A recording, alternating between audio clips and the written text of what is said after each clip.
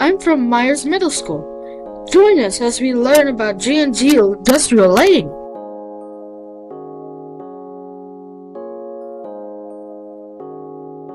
My favorite part is definitely working with the team.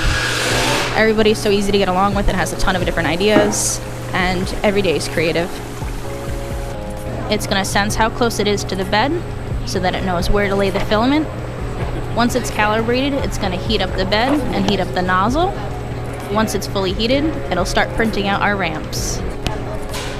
3D printing offers exceptional precision, high-speed production, and a smooth surface finish.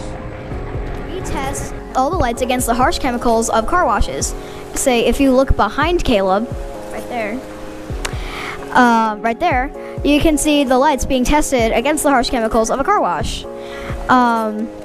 And if we go over here, we could see the different parts of the lights being tested against the chemicals that are in a car wash individually.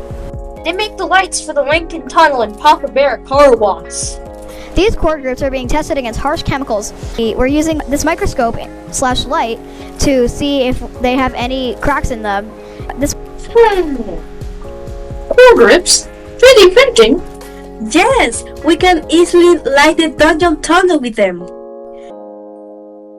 One of the things that I love most about G&G and being a part of a small team, right, a small growing team, is every day is a little bit different, right? So it kind of depends on the big priorities and projects of the team. So currently we are working on a project for a large aerospace manufacturing company.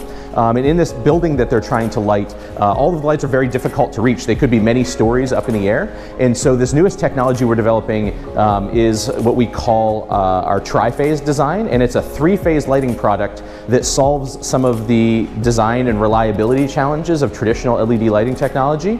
For G&G, car wash lights were always malfunctioning. That's because their lights couldn't withstand the harsh chemicals.